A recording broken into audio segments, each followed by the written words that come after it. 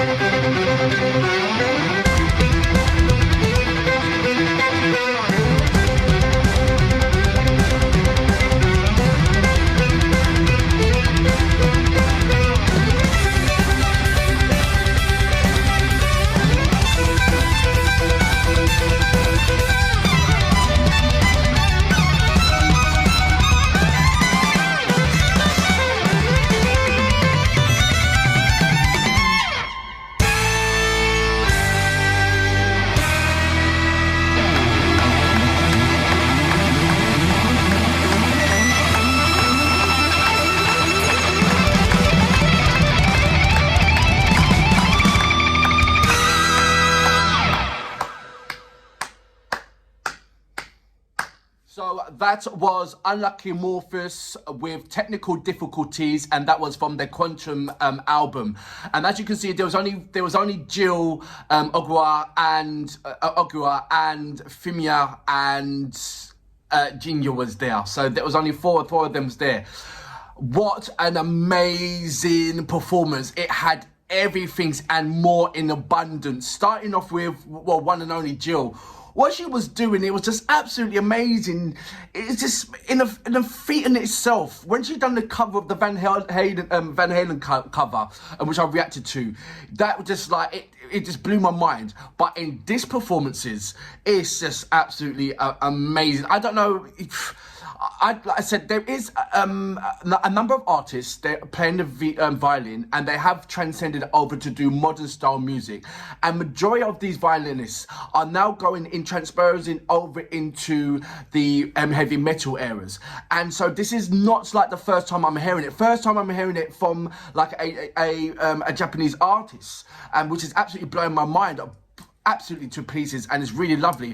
I've heard it in I believe in a Russian band. I've heard it in sort of like an Eastern European kind of feeling on there, and it's brilliant.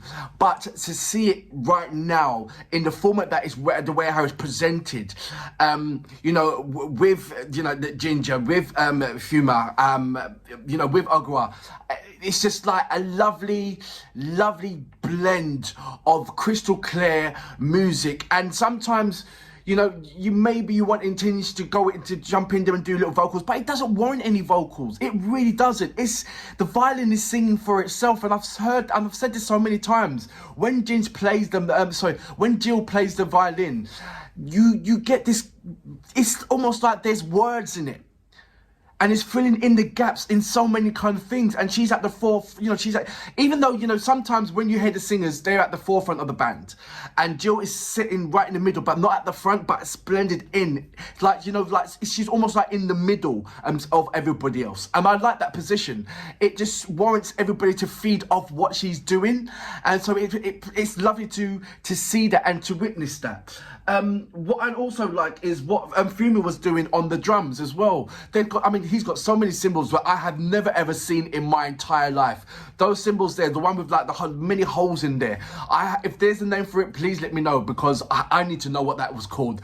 Because that setup just looks brilliant. His drum rolls and his the beats that he's doing, it wasn't a standard contemporary rock or heavy metal beat. It had a lot of different kind of fusions in there, and I love the way how he was setting the pace for everybody to follow, and he was also giving space and room for everybody else to put in their little fill and riffs in there as well. It wasn't like covering all over, so it was doing a so you could, if you look at it and go back, you see the way he was being spacing out. He could have absolutely gone mentally ham on this track, but he was comforting and supporting every of the other individual instruments that was playing in there. So that's what I liked about it. Ogura with the bass line, even though he was sitting behind, not standing, towards behind, adjacent to what I would say, it was kind of like in a triangle formation. So where you had like Ogura was sort of like sitting over.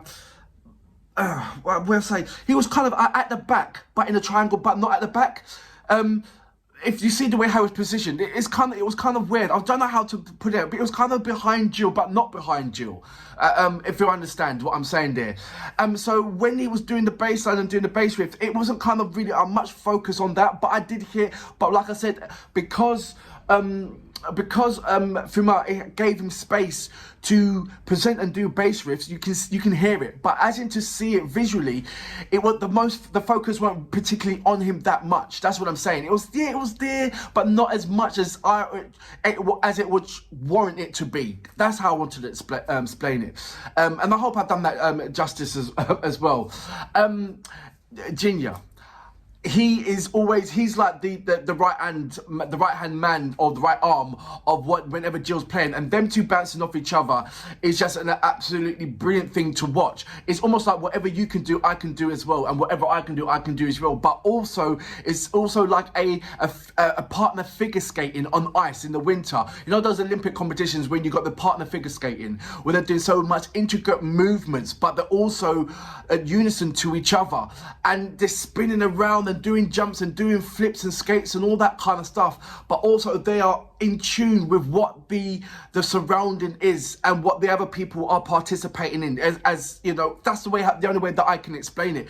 It's just an absolutely lovely thing to see, amazing thing to see. It just, like I said, it blew my mind.